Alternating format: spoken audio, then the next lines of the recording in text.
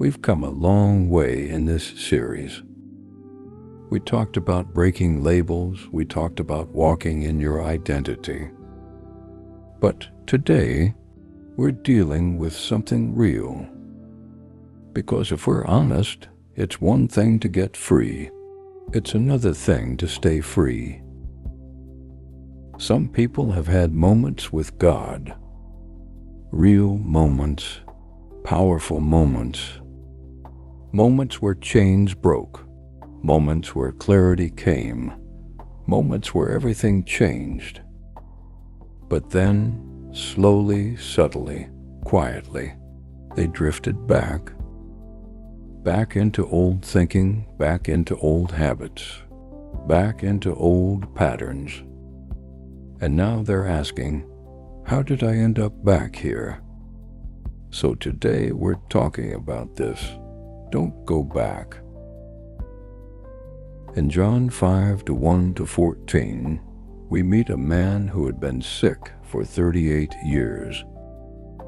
38 years of limitation. 38 years of waiting, 38 years of being stuck. And Jesus walks into his situation and asks a powerful question. Do you want to be made well? Not can you, not should you, but do you want to? Because desire matters. Jesus asked him a question before he gave him a miracle. Do you want to be made well? Because not everyone wants change as much as they say they do. Change requires responsibility. Change requires letting go. Change requires stepping into the unknown. Some people are more comfortable in what's familiar, even if it's broken. And hear this. You cannot walk into freedom while holding on to what kept you bound. At some point you have to decide, I don't just want a moment, I want a new life. Jesus tells the man, rise, take up your bed, and walk. Now this is deep. The bed represented his condition. It represented his history. It represented how people recognized him. But Jesus didn't just heal him. He told him to pick it up. Why? Because what used to carry you, now you have authority over. My friends, that thing that used to define you, that thing that used to hold you down, God is about to flip it, and now it's going to be under your feet. But notice he didn't leave the bed there. Because you can't leave pieces of your old life behind you and expect not to return to them. The man was healed, but he was still in the same environment. Same pool, same people, same atmosphere. And sometimes the greatest threat to your freedom is not your past, it's your environment. Because environments reinforce identities. If you stay around what kept you bound, it will try to pull you back into agreement.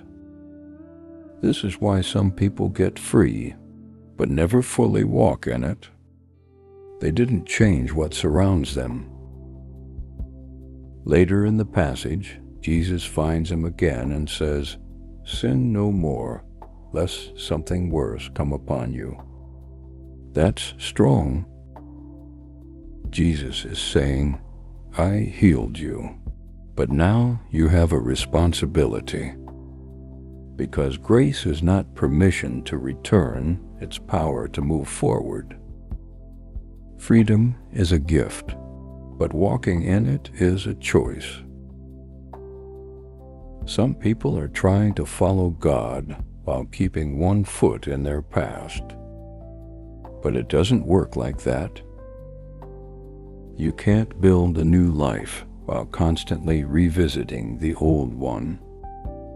At some point, you stop answering old calls, you stop entertaining old thoughts, you stop revisiting old identities.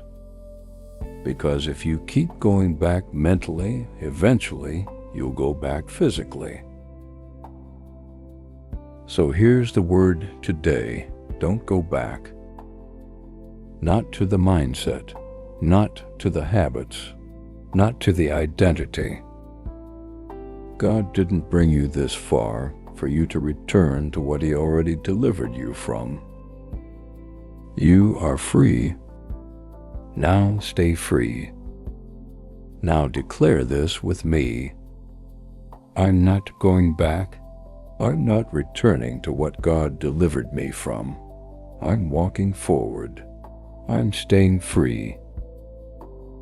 My friend, if you feel yourself drifting, if you've gone back in your thinking, if you've started slipping into old patterns, today is your moment to draw the line.